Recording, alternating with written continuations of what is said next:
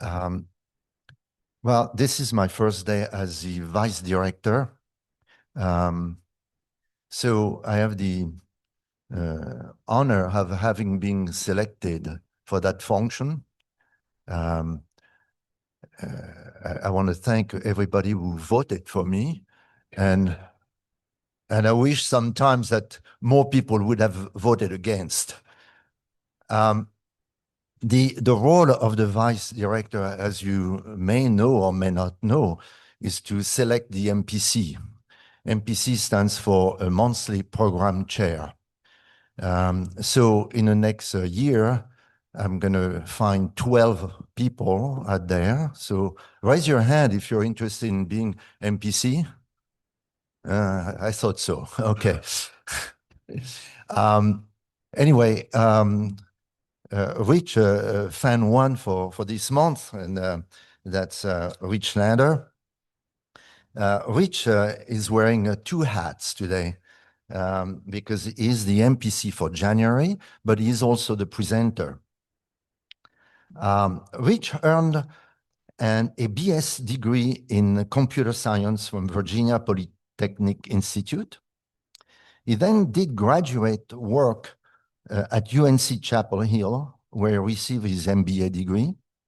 He retired as project manager from Dun & Bradstreet and Blue Cross Blue Shield.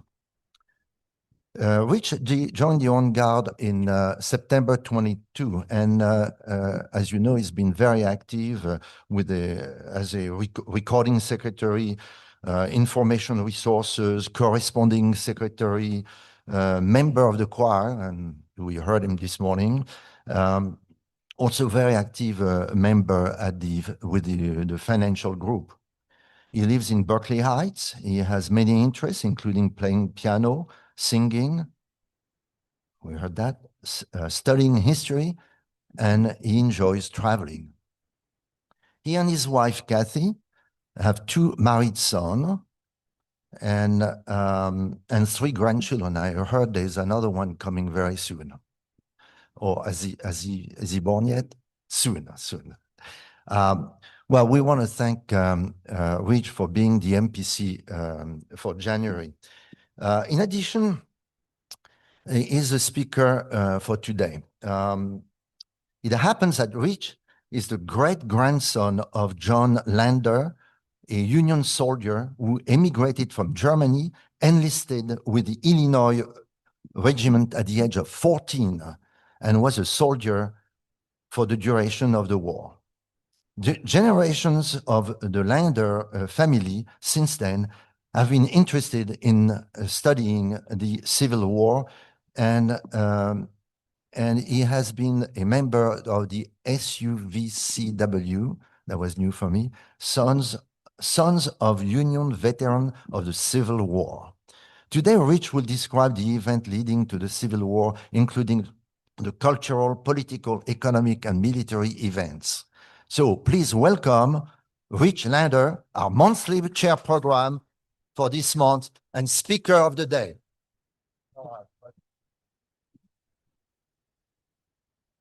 Hello. Let's see if we can get this slide showing up there.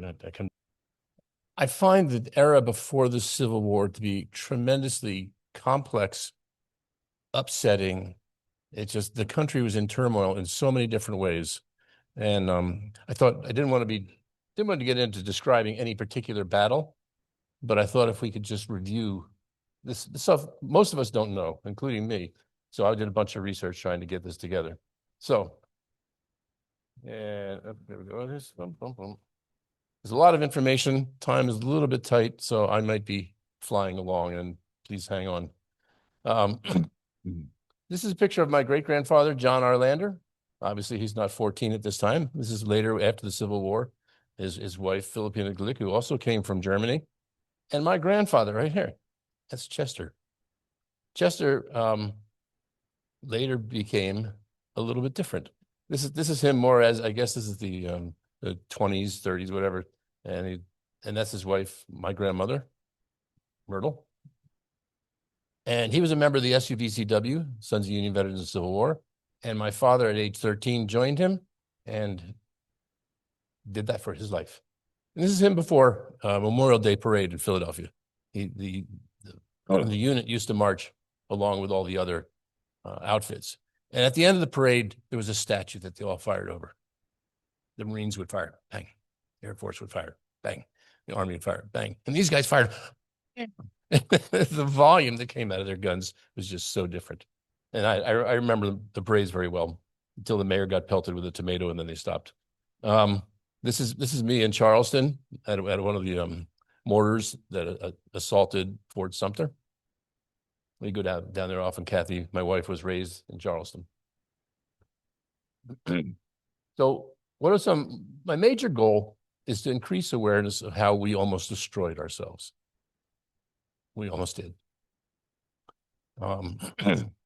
And this is also the 165th anniversary of the war's start. So it's an opportunity to reflect. Again, I move along quickly here. What are some of the primary causes? Economic differences, states' rights. We'll get into that one a little bit later. Slavery, and taxes and regulations. There were a lot of taxes that were being implemented, and they tended to favor the North, a little bit over the South. And so that got upset, but we didn't go to war over taxes. So while that's out there, it's not the primary cause. The economic differences, the South was a plantation, agriculture, slavery. Their soil was getting weary, and they were very dependent on international trade. They grew all this cotton and everything, and they needed to get money for it. So they needed international trade, England, France, and others. The North was pretty much more self-dependent with their manufacturing and agriculture. States' rights. The South did not want to be beholden to the North. So they said, oh, states' rights, we want to be able to do that. One of the primary things they wanted to do with states' rights was to be able to control their slavery. So we talked about states' rights, but one of the primary underlying things for states' rights is slavery. Here's a picture of how the country broke up. You can see the South down there, the North up here, and in the middle of these things called border states. The border states stayed with the Union, but they had some slavery going on and they retained that. During the war, there were additional states added out here. So that's the way they broke up. Populations, Confederacy had 12 million people. 8 million were free citizens, 4 million were slaves. So really the population they could draw on for their military was 8 million. Compare that to the Union with 19 million. Immigration, limited immigration in the Confederacy, but immigration was going strong in the Union. A lot of German, Irish, English come in. I'll just hit a few numbers out of here. Look at the difference in cash wealth. 234 million in the Union, some of the border states, and only 74 in the Confederacy. And that was highly concentrated in elite class. Number of factories here, huge. This is huge for being, if you're going to go into war, you better be able to create things. 101,000 factories in the North versus 21 in the South. And the ones in the North were much heavier, much more suited to heavy arms manufacture. Horses, a lot more horses. Hey, we didn't have tanks and cars out back then. Horses were crucial. In fact, one point, Lincoln, after one battle, talking about how many horses got killed, is I can't replace horses. I can make new generals, but I can't replace horses. So very important. Exports, the South was 70% dependent on exports. Tobacco, cotton, rice, and corn. Livestock, you got to feed your men. Pretty close. Military leadership, very difficult at the beginning of the war for the Union to have effective leadership. We had not too long ago come out of the Mexican War, had a lot of generals, a lot of experience there, but most of those people went to the South. So the Union was floundering to get good generals. In fact, they went through about 5 or 6 generals in the first 2 years. Occupation, more on farming versus mechanics in the North versus the South. Some duplication. In the manpower, they had draft riots. They had draft riots in both the South and the North, but more in the North. The initial enlistment, it says 30, the initial enlistment, they thought the war was going to be very short. So people enlisted for 90 days. 4 years later, so that was a very big surprise. Inflation, 9,000%. I knew it was severe, but just doing some research, I came across this number. So over the 4 years, 9,000%. People's, the earning power of many of the farmers was way down. The men were gone. So on top of that, you put in 9,000% inflation. Oops. Centralized government. The North had a centralized government in place. The South, they had to create a whole new situation. And why did they secede? Secede, not recede. They didn't like having a strong centralized government. Well, if you're going to go to war and you're going to pull a whole country together, you need some strong central power. So this was a real problem for the South at the beginning and also throughout the whole war, is some states just didn't want to quite agree with what the central government wanted. So they had a problem. Trade. We're going to discuss the Anaconda Plan in a minute. But remember, the South had to export stuff. They had to import military type equipment. So trade was extremely important to them. And the public confidence, at first, the South was gung-ho. Yeah. And over time, as they lost more and more, they lost a lot of confidence in the population. In the North, it went the other way. It started out slow, stayed slow for quite a while, but then they started having some major victories, and the population became more supportive. King cotton. We talked about the exports. So the South was heavily reliant on cotton, heavily reliant on exporting cotton, and they actually thought that this crop would be sufficient for them to carry on an independent country, that they would be able to generate so much revenue from it. And it also provided leverage because the North depended on their cotton. Well, they weren't going to send money to they weren't going to send cotton to the North. So you're undercutting the North. And also England and France. Confederacy wanted England and France to recognize the Confederacy as a separate country. And they thought that their cotton trade with these countries would provide them that kind of leverage. Well, it didn't. It actually backfired against them because they were able to find other suppliers, which dwindled the South's capacity to raise money from cotton. The Anaconda Plan. General Winfield Scott, an old general, who's rather large. In fact, they couldn't put him on a horse. He was so large. His one contribution before he retired was to develop the Anaconda Plan. And if the South is so dependent upon exporting and importing, if you can block that, you're really cutting down their South's ability to survive. When people laughed at this, they said, no, neither of us has navies. This is going to take too long to put together. This is only going to last for 90 days. Why do we need to do this? Well, they went ahead and proceeded with it, and it turned out to be a very successful part of the overall strategy to feeding the South. Let's talk about Lincoln for a little bit. Quite a man. He was born in poverty on the Kentucky frontier, self-educated.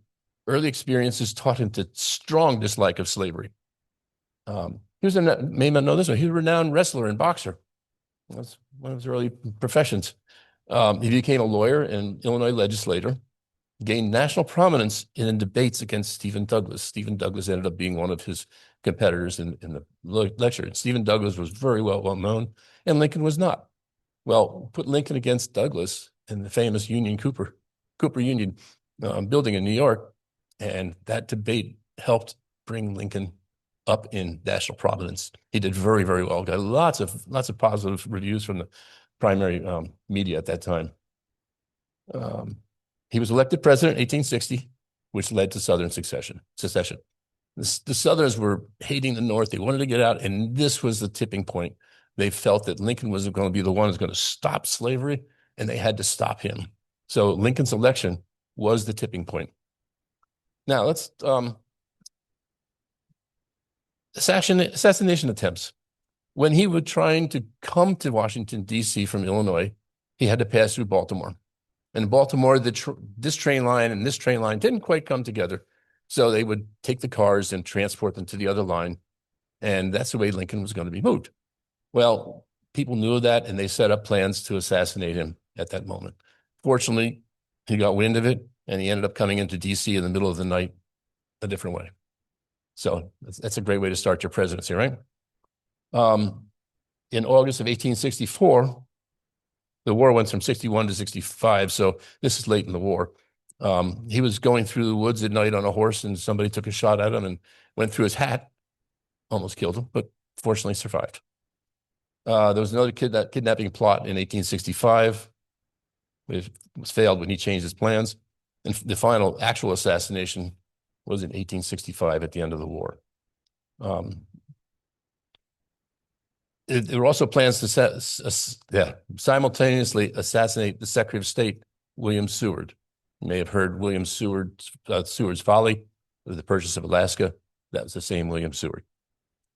So Lincoln became a martyr for the liberty of the Union and is widely regarded as one of the greatest presidents. Lincoln hated slavery, but he was not going to get rid of slavery unless he had. No, he wanted to preserve the Union. That was his primary goal. If he could solve the slavery problem, okay, but the primary goal was to save the Union. He considered other plans, buying the slaves from the owners, sending them back to Africa. I think there's like 4 different options he had. So, but his primary goal was to save the Union. Here's some of the slave routes. You see, we're up here. Not saying it's insignificant, but look at all this other massive slavery that was going on.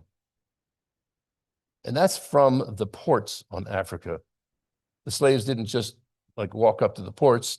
There was slavery going on inside. And this was, I believe, mostly people in Africa enslaving each other and bringing them to the ports and selling them to the traders, slave traders.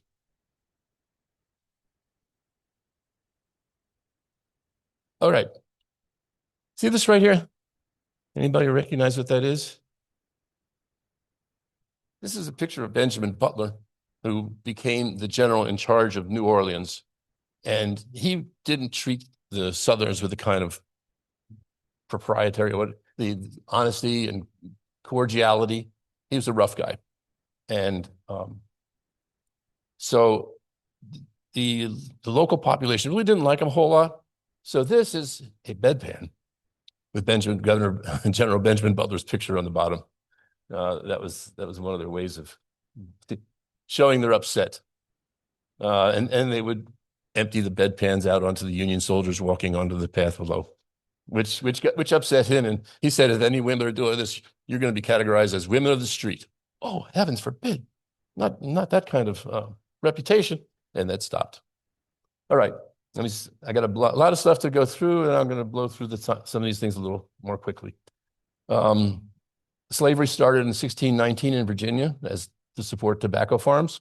Oops. The massive capital. This is one of the things that really surprised me.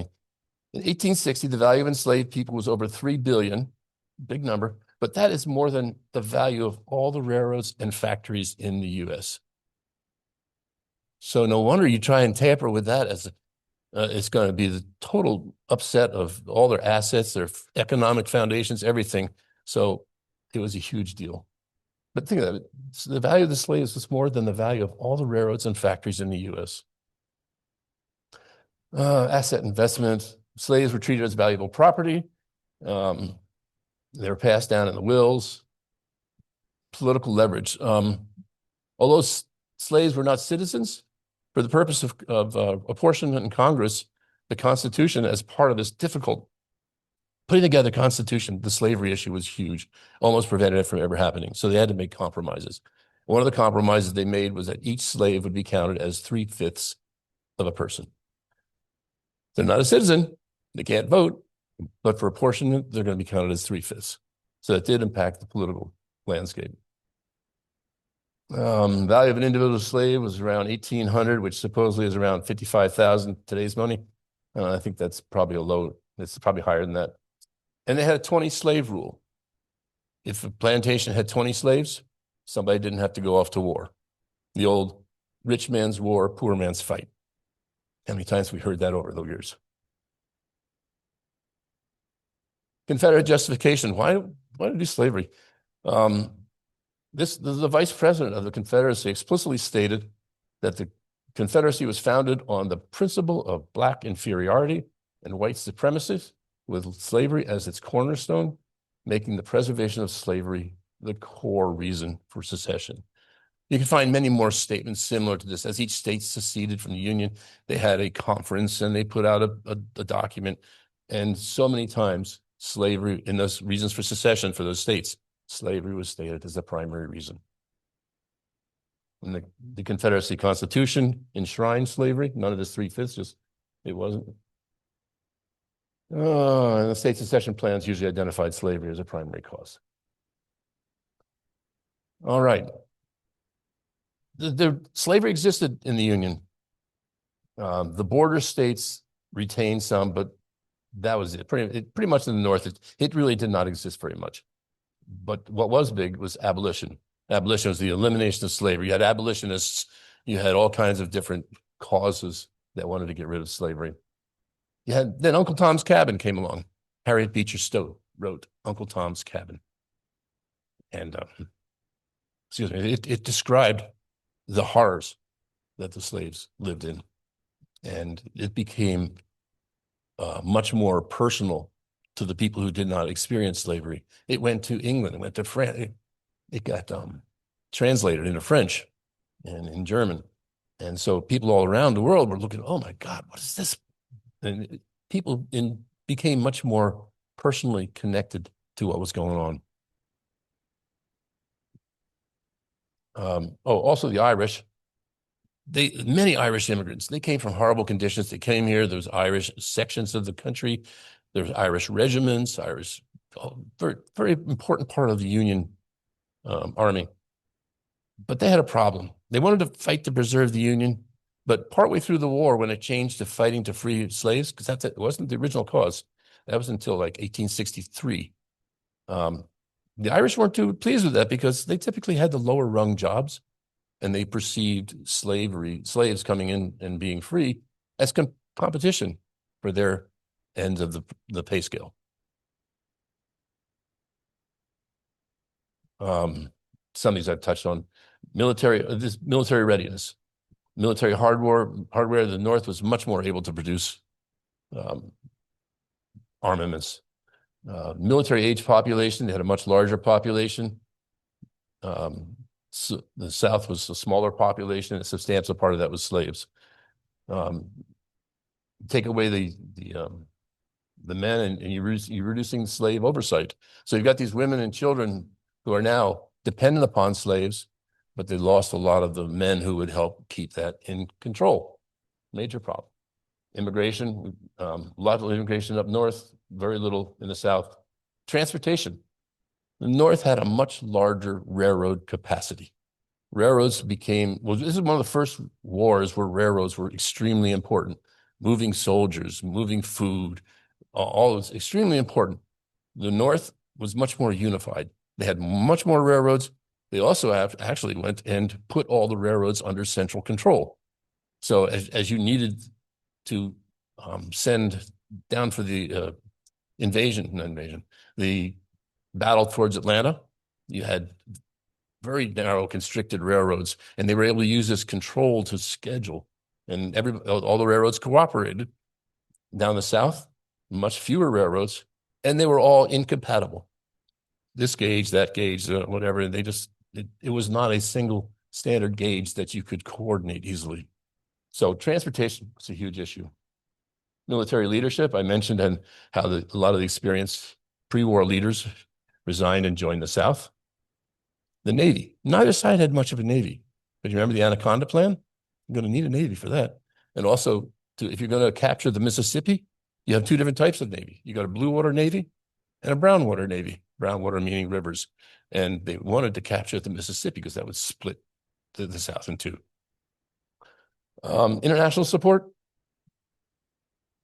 Confederacy was depending upon England and France and some others to recognize them and to help them, sell them stuff, buy stuff, and recognize them. Well, the Anaconda Plan was a major barrier for them to be able to do that. Plus, These countries had just gotten rid of slavery. To come up and say, we're going to recognize this country that has slavery, well, they couldn't do it. I'm going to blow through a timeline here. Slavery started in Virginia in 1619. U.S. Constitution defined slavery. Northwest Territory. I said this country is going through a lot of upheaval. Look at this brown area right there. And look at all this other stuff. And all this other stuff was going to be incorporated in the early days of the country. So that's contributing to upheaval. So the Northwest Territory Act brought in these blue sections. And so now you got to figure out, remember the Congress was split evenly. The number of representatives in Congress from the slave states versus the number of representatives from the non-slave states, it was equal. You start bringing in states, this balance becomes very tenuous. So you bring in a bunch of territories like this, got to figure that out. The cotton gin, this device up here, to prepare cotton, they had to manually pick the seeds out of the cotton. I don't know if you've ever seen a cotton ball, but it was a real pain in the butt to try and pick those seeds out. Well, Eli Whitney invented this thing called the cotton gin, which turned and pulled the seeds out and stretched it out, making cotton much more profitable. Going to expand a whole lot more. And slavery is becoming even more important then. The Fugitive Slave Act. Imagine you're sitting here in New Jersey. A slave happens to come in your area. You are going to be in trouble if you don't capture that slave and return him. Well, that didn't sit very well with people in non-slave states. But that's there was actually two versions of it, 1793 and 1850. And that fueled violent clashes and increased support for abolition. So you got Uncle Tom's Cabin, Fugitive Slave Act. These kinds of things are pressing people who don't really get involved with slavery day to day, but it starts to create some violence. Louisiana Purchase, this whole green area. Purchased it from France, I think, or Spain. And look at all that territory that's you got to figure out which are going to be slaves and which are not going to be slaves. Lot of sensitivities on that. And we'll talk about the violence that occurs trying to define that. And then after the Mexican War, we have the Mexican territories here in the kind of brownish. My mouse not showing there. There we go. So all those, that gets carved up into states like California and Colorado and all kinds of other ones. And the same slavery issue has to be answered there. And then there's the Northwest Territory up in the top. So you can see the amount of upheaval and change that's going on in the country. Layer the slavery issue on top of that. And so 1808 the U.S. Constitution said that slavery importation will be allowed until 1808. So 1808 comes by and slaves are no longer allowed to be imported. Doesn't get rid of slavery, and you can continue to grow slavery organically, but can't bring them in. Violence starts. Slaves don't like their situation, and you have people like Nat Turner, who was a slave, and he got a bunch of other slaves upset and joined him, and they had a rebellion, and really scared the white plantation owners, because they were going and they were killing the plantation owners, and it didn't last long. Killed 65 white people, widespread panic, 120 enslaved and free Africans were killed, 18 executed, and laws were added to prohibit educating slaves.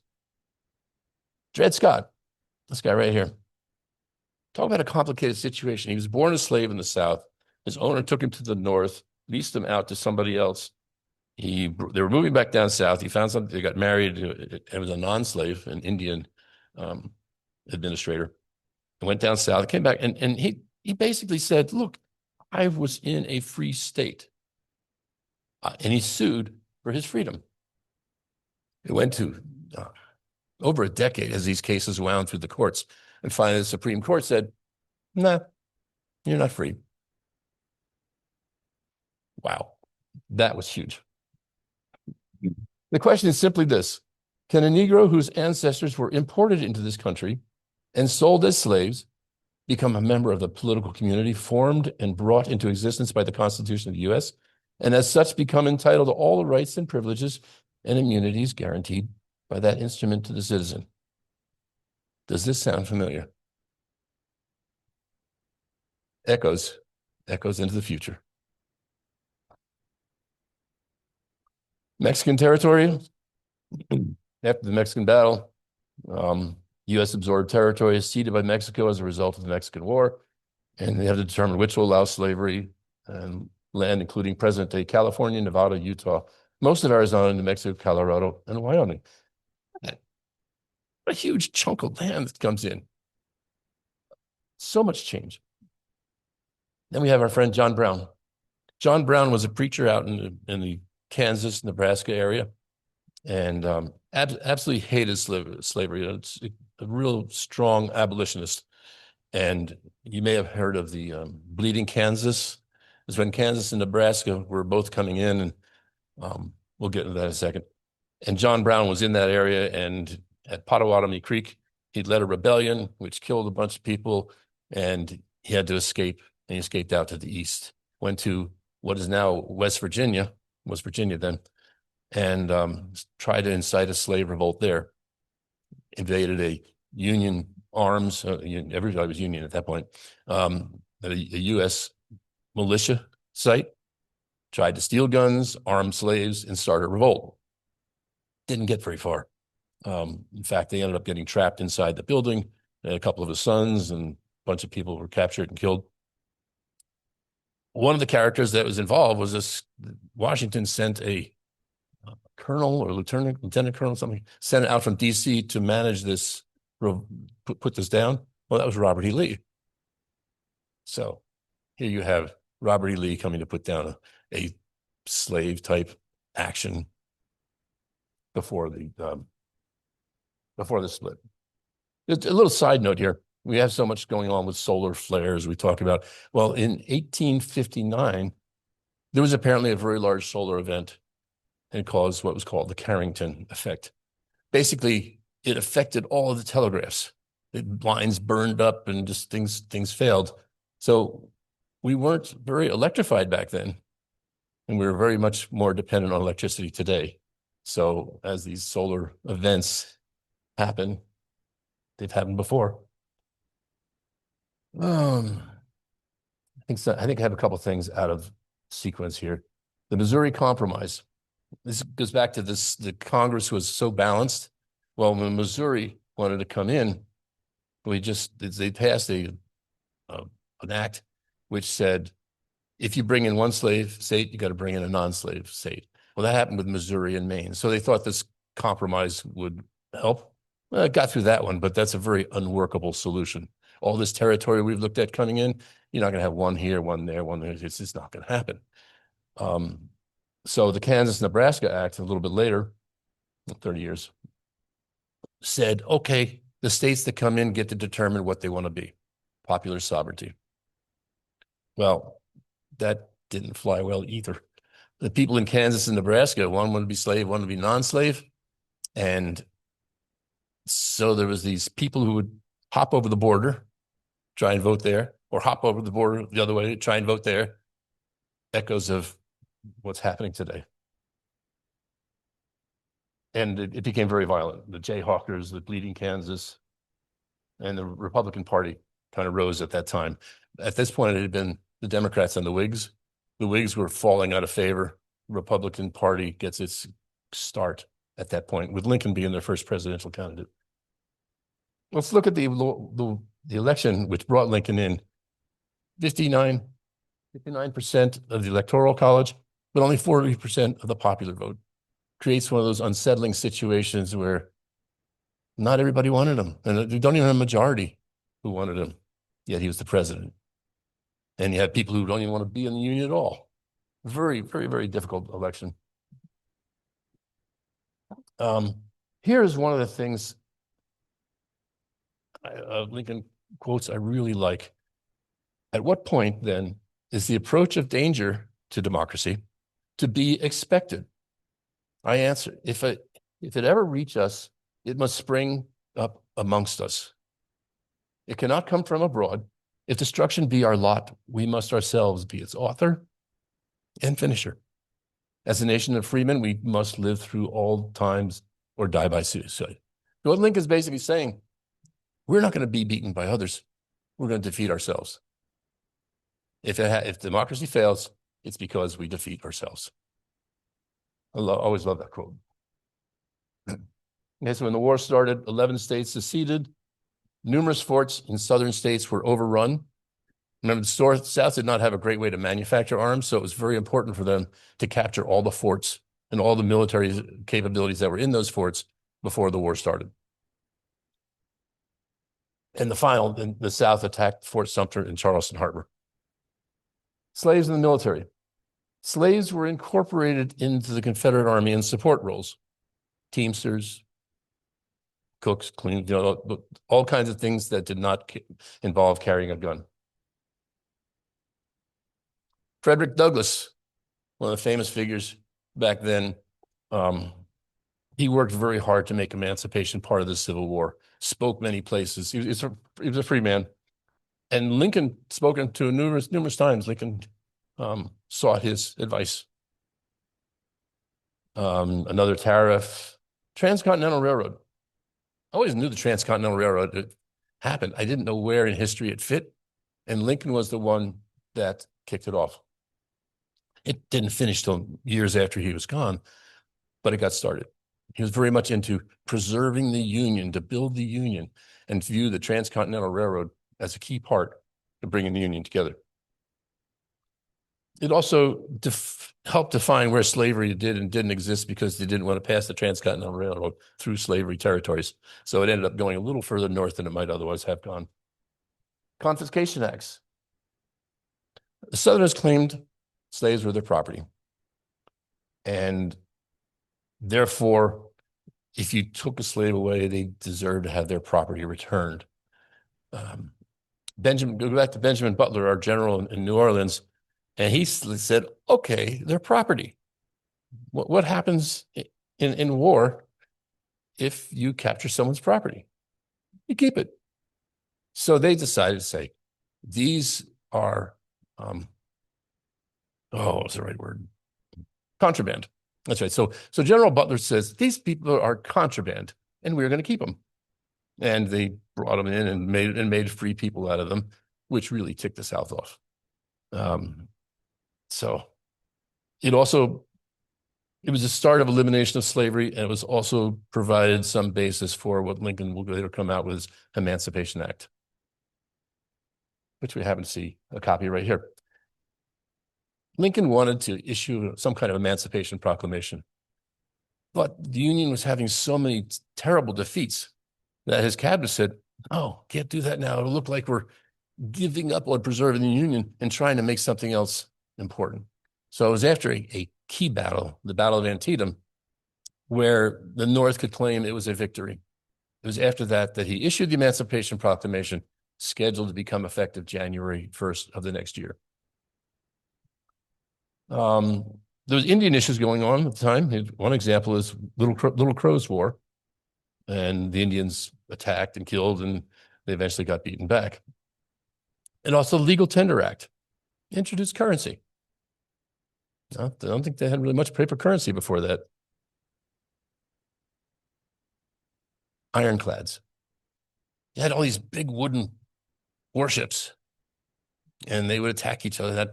Well, then the South took a sunken warship, cleaned it up, took the superstructure off it, and clad it in metal, iron.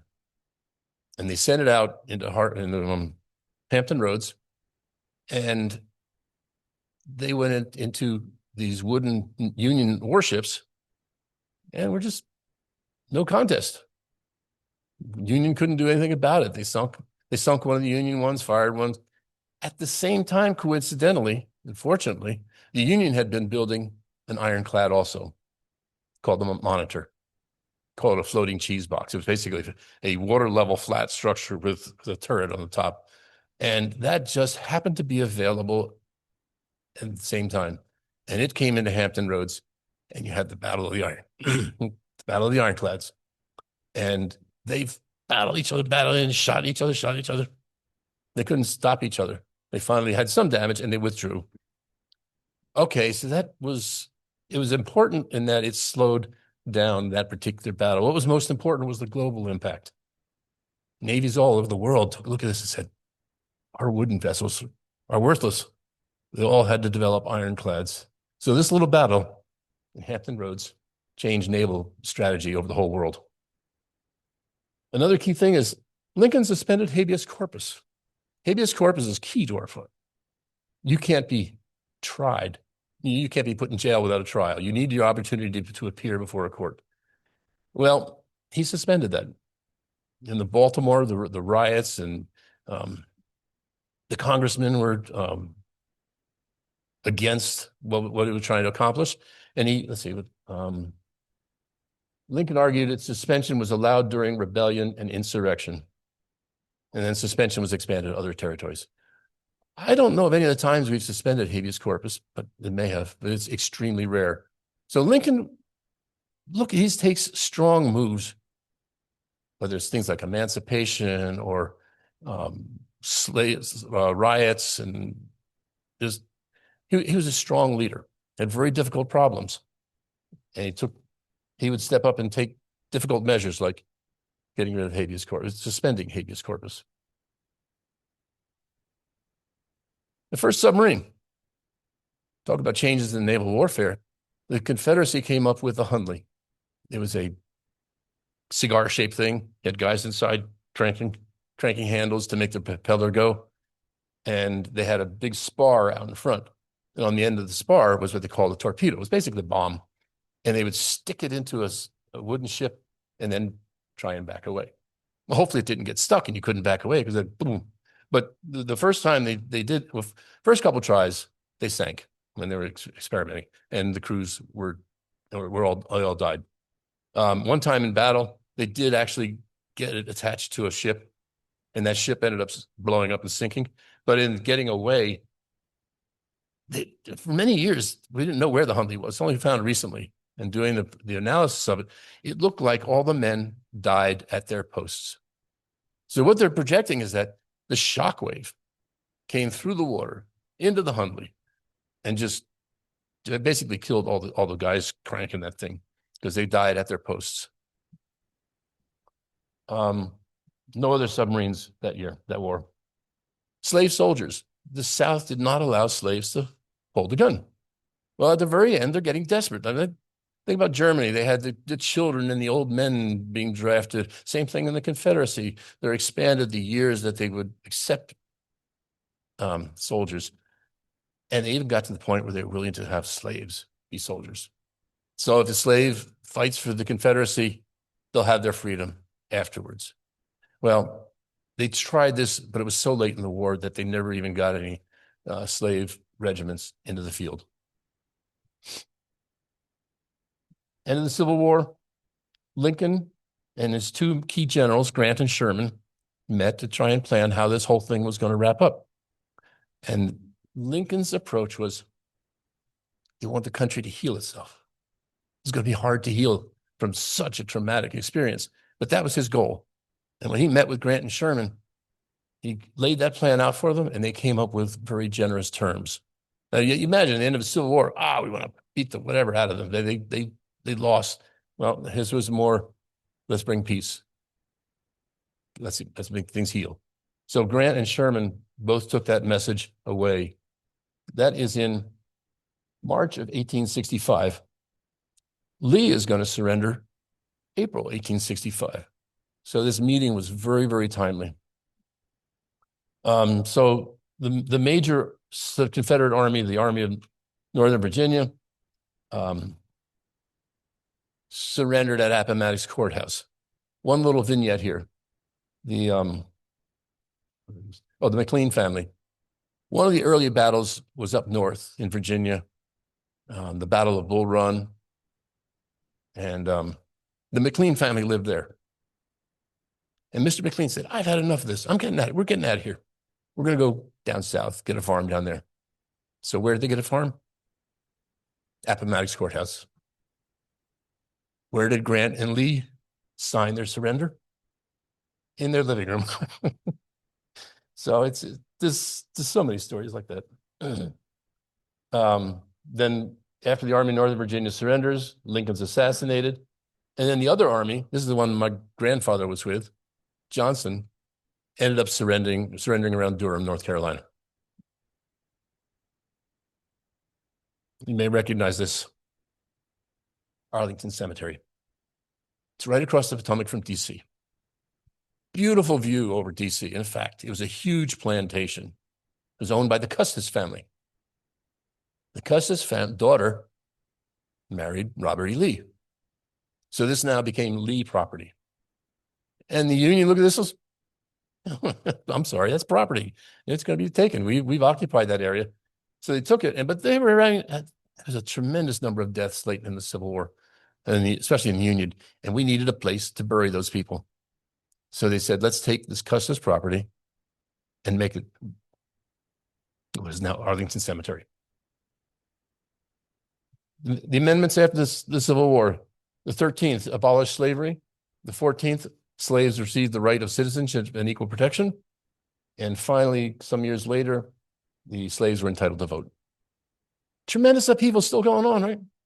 Imagine. We talk about the upheaval we have now. Nothing compared to what our country went through then. Southern culture didn't immediately change. Life was dangerous for prior slaves. The KKK was found down the South, Jim Crow laws, carpetbaggers, and finally the civil rights movements in the 60s. So slavery was the main cause of the Civil War, but it echoes for many years.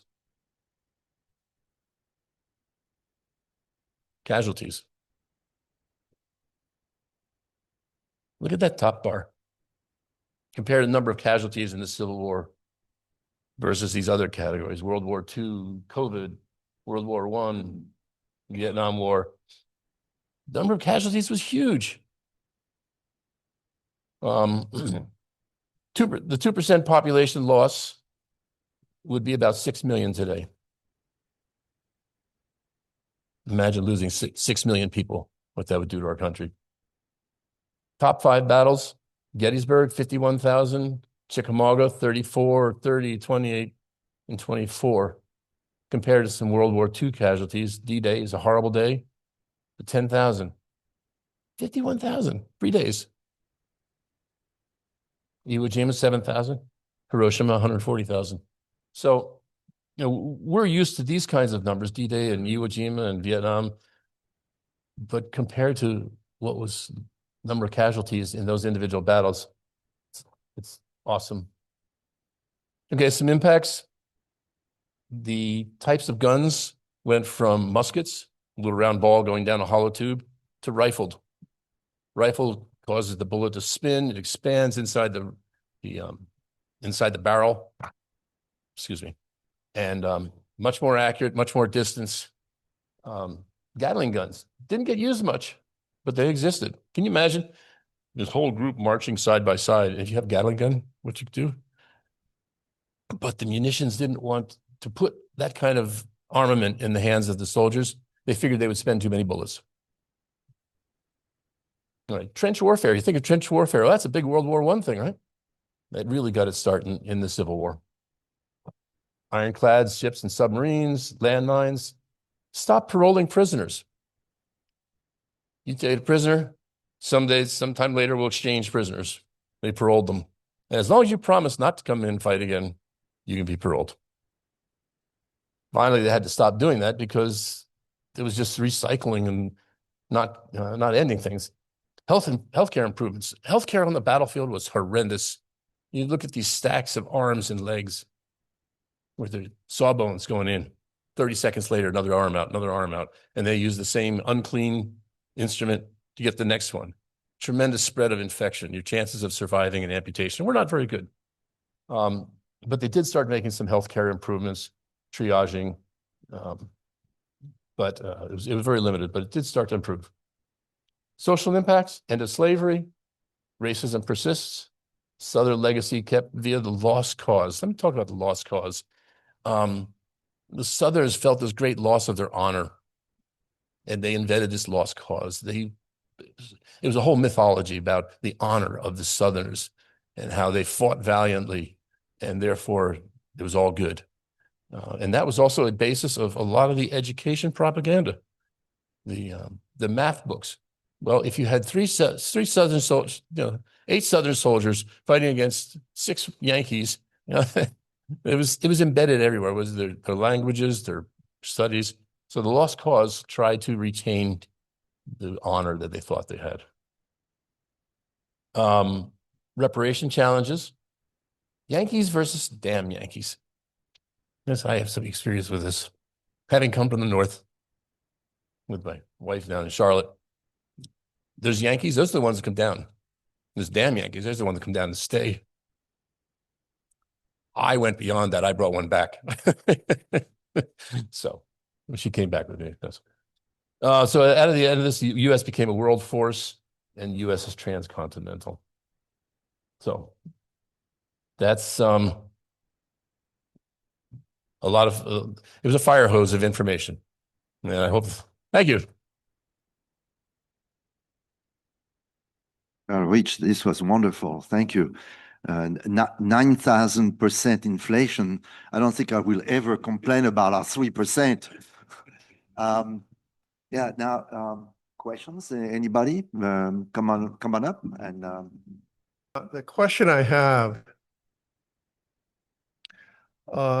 Jefferson Davis claimed that the reason they lost was essentially he had to guard a perimeter that was so vast in the States that he couldn't possibly have done that.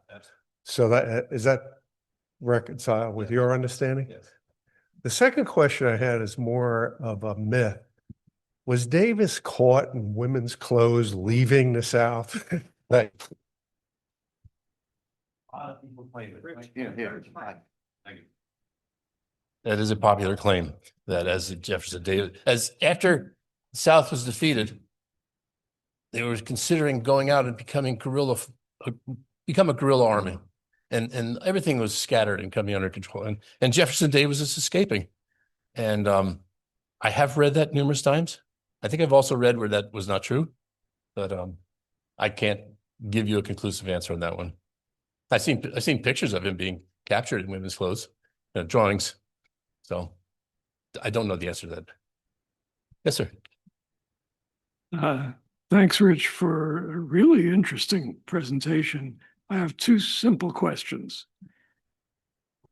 One is... You never have simple questions. One is, you mentioned reparation. Could you just tell us very simply whether there were reparations and what they were? And then the second thing is pensions.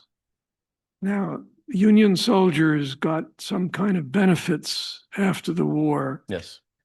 And I don't really know what happened to Confederate soldiers. So just in a very simple way, tell us how it came out. Thank you. Well, you might have caught me here. Definitely the pensions in the Union. The South was bankrupt. I don't know the answer to your question, to be honest. Did the South get pensions? Sorry, I don't know that.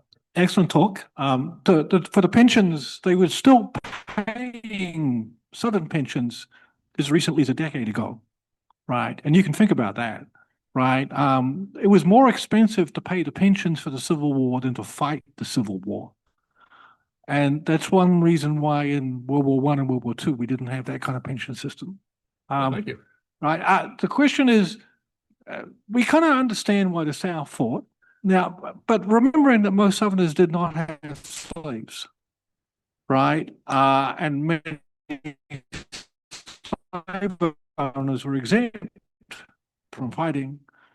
So it's New York came off those farms in their millions and stuck it out for 4 years. So I have some thoughts on it. There was a famous law case, for those who aren't aware, Lemon versus New York. It's a Supreme Court case that never got to the Supreme Court because Virginia declared its independence before it got there. But this is just before the Civil War. So there's that kind of stuff going on. There's Lincoln alluding to stuff is going to take away your freedom, right? But do you want to comment on why did those northern farmers from backwoods Maine, Vermont, New Hampshire, New York, because they're the real backbone of the army? And the answer to that will change over time. There's a big excitement. 90 days. I can enlist for 90 days and I can go to these romantic gestures of what war was going to be like. The impressions were so wrong. And so at first you had some of the excitement coming in, and you have people who's a first chance to get more than 3, 4, 5 miles away from their farm. They're in some isolated area, which also was a cause for disease because they had not bumped into many other types of illnesses or whatever. So disease struck these people who came from the isolated farms quite heavily. Then there was a fervor and excitement for preserving the Union. Hated the South for trying to tear this country apart. So that would be another reason. And the other was some money. These people were living hard scrabble lives, and here they're offered money. So it varied and changed over time. Did that address the question? Yes, sir. Thank you very much for your presentation. I have one point of, let's say, amplification, and then I have a question. Okay. First one is, a lot of people don't know, but the South, their major source, they were getting over 90% of their leather goods from Newark, New Jersey. And you think about the context. What's leather goods? Very important, because remember, the basic mode of transportation was horse-drawn carts, carriages, cavalry. So they imported all their stirrups, their saddles, their whips, their harnesses, shoes, leather. And the Anaconda Plan, the blockade of the major ports that would import the goods from Newark had more to do with disenfranchising the South, so to speak, of all their leather goods. Most importantly, the saddles, and so they by the time the war was in its last couple of years, were suffering tremendously with a lack of leather goods, particularly footwear. So the blockade had a tremendous. Many Confederate soldiers were walking without shoes. Yeah, You think about that. You're coming from Lower Virginia up to Gettysburg. Long walk, right? Without shoes. Well, actually, Lee said to the ones that didn't have shoes, you don't have to come with us. We'll get the ones with shoes to take the rest of the trip. The question I have is, one of the biggest losses for the South, serendipitously, was after he was assassinated. He had a major Reconstruction plan, which many scholars argue would have saved a lot of the pain that we've been suffering since. In terms of your research, what kinds of things have you found that were going to be in this Reconstruction plan that weren't implemented? How's that?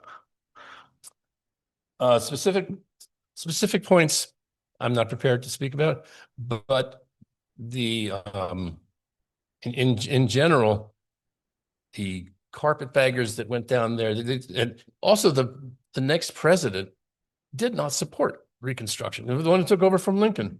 So you didn't have that kind of support that you needed to make this thing work. Specifically, I did not prepare on Reconstruction, so I'm afraid I can't answer the specific on that. I don't know. This is 3 out of 4 questions so far. I've said I don't know. Good talk, Rich. Thank you. Hopefully, this one you'll be able to answer. I'm curious what your ancestor. He was in the Illinois regiment. Yes. Could you let us know what campaigns and battles that regiment fought in? Absolutely. I had the good fortune to be out of work for a little while, and there's a site called Find a Grave, and if you can find the headstone for that person. I knew where he was buried, but I'd never been there. On the headstone, it has his name, what regiment he was part of, and his wife. And there was another thing called the compendium, which people had assembled every regiment, north and south, where they were, who were the leaders, what battlefields they went to. And I was able to use that as my guide on this 2.5-week journey, where just me, my Garmin, and a bunch of Waffle Houses. And and I went to so many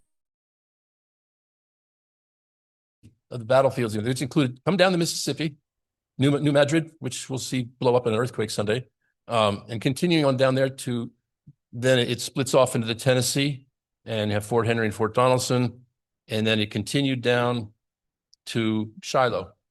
Shiloh was one of the first major, really well-known battles, and he was there, and then he continued down to Corinth, and then over east in Tennessee to Chattanooga and Chickamauga, very big battle scenes. Then continued down to Atlanta, the whole series of battles down to Atlanta, and his particular regiment, one that came down and severed the last railroad line into Atlanta, which caused the South to capitulate from Atlanta because they no longer had any kinds of resources coming in and out.